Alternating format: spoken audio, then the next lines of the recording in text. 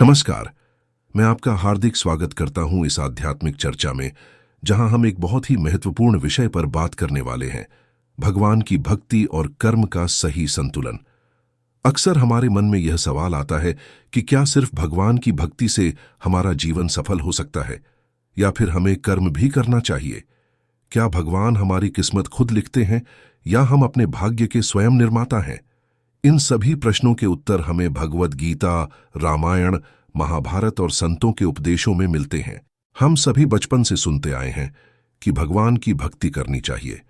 कोई कहता है कि सुबह उठकर भगवान का नाम लो, कोई कहता है कि मंदिर जाओ, कोई कहता है कि पूजा पाठ करो, व्रत रखो।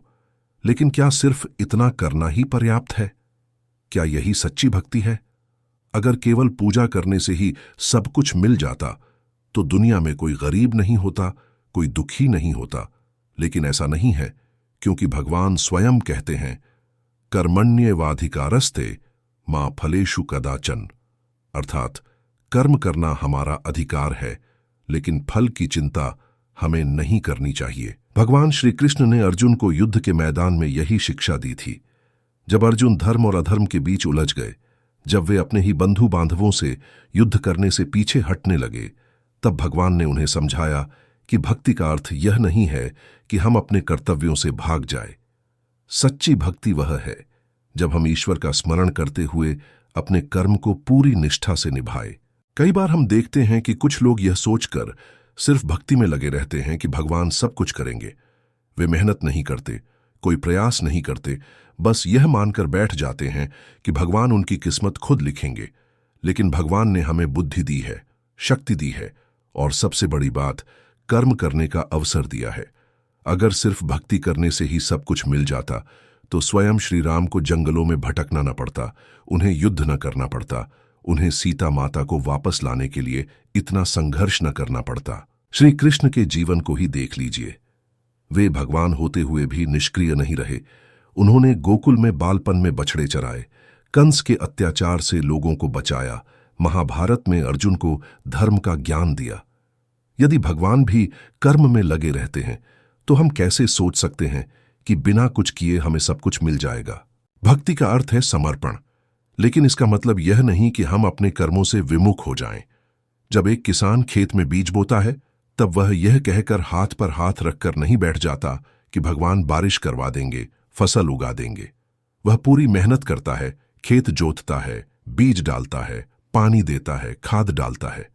हाँ, वह प्रार्थना करता है कि भगवान अच्छी बारिश दें, लेकिन वह अपनी ओर से कोई भी कमी नहीं छोड़ता। भगवान भी उन्हीं की सहायता करते हैं जो खुद मेहनत करते हैं। यह बात हमें महाभारत के कर्ण से भी सीखने को मिलती है। कर्ण ने अपने जीवन में बहुत संघर्ष किया। उसे हमेशा अपने जन्म की सच्चाई छुपानी पड़ी, लेकिन उसने अपने कर्मों से खुद को महान योद्धा बनाया।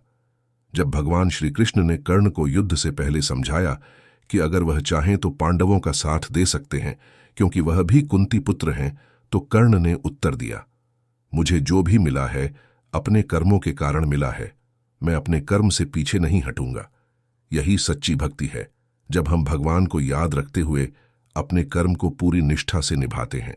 लेकिन यहां एक सवाल उठता है, क्या सिर्फ कर्म करना ही पर्याप्त है? क्या भगवान की भक्ति जरूरी नहीं? इसका उत्तर है, भक्ति और कर्म दोनों जरूरी हैं।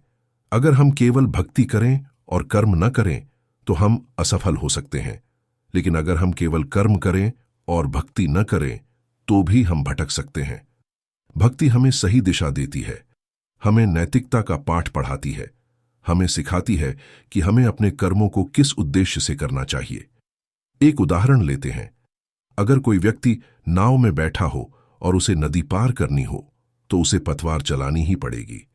लेकिन अगर वह नाविक भगवान का स्मरण करता रहे तो उसे मन की शांति मिलेगी, उसे यह विश्वास रहेगा कि वह सही दिशा में जा रहा है।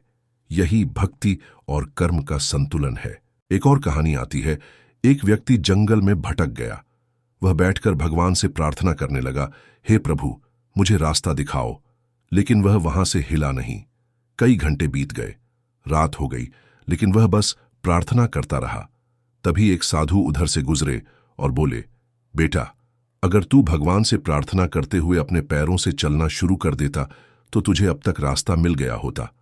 यह कहानी हमें सिखाती है कि भगवान भी उन्हीं की सहायता करते हैं जो स्वयं प्रयास करते हैं। भगवान से प्रेम करना, उनकी भक्ति करना, मंत्र जाप करना, ध्यान करना, ये सभी चीजें हमारे मन को शुद्ध करती हैं, हमें सही राह दिखाती हैं।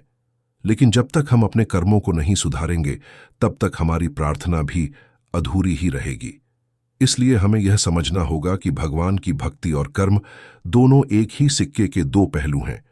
हमें न तो सिर्फ भक्ति में डूबकर निष्क्रिय हो जाना चाहिए और न ही सिर्फ कर्म में लीन होकर भगवान को भूल जाना चाहिए। तो अगली बार जब भी आप किसी कार्य की शुरुआत करना तो पहले भगवान का ईश्वर की कृपा में विश्वास, लेकिन फिर पूरी मेहनत और लगन कर्म को पूरी निष्ठा से पूरा करें। यही भगवान की सच्ची पूजा है, यही सच्ची भक्ति है। आप सभी का धन्यवाद। आशा करता हूं कि यह चर्चा आपको पसंद आई होगी और आपके जीवन में कुछ सकारात्मक बदलाव लाएगी। भगवान आपको शक्ति दें, आपके कर्मों को सफल बनाएं और आपके जीवन में शांति और समृद्धि लाएं। जय श्री कृष्ण।